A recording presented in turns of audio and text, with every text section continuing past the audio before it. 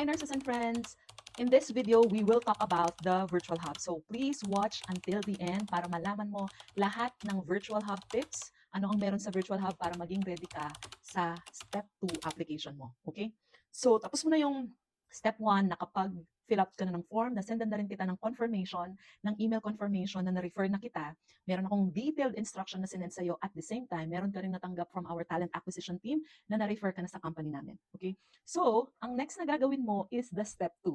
Okay? So, ano yung nasa step 2? Join the virtual hub. If I were you, if you really want to start your application, gusto mong mapabilis na, start joining, scheduling the virtual hub. Okay? Kasi hindi po nagtatawag yung company namin para simulan mo na yung application mo. Masisimulan mo lang yung application mo once you join the virtual hub. So, if you are really interested about the role, simulan mo na habang hiring pa. Sayang naman kasi pag hindi na hiring, it will really take time for your application to be processed. Okay? So virtual hub tips tayo. Number 1, if you can message me, mas maganda message me, let me know when do you plan to when do you plan to attend the virtual hub para mas magagayad kita, mas mabibigyan pa kita ng mas marami pang tips. Okay?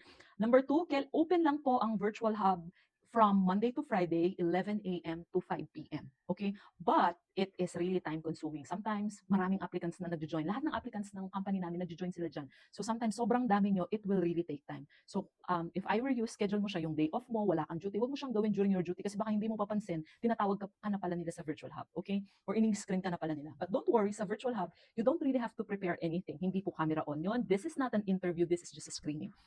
They will just be requesting for your resume and your valid ID. You need to send that through email.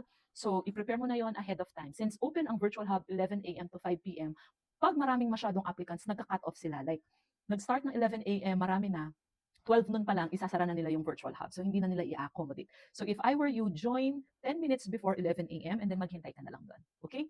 So there, again, joining the virtual hub is not yet an interview. Once you pass the virtual hub, that's the time that you will proceed to the next. Let's say, for example, hindi mo na-meet yung mga qualifications required for the role, they will just let you know na hindi ka mag-move on sa next part.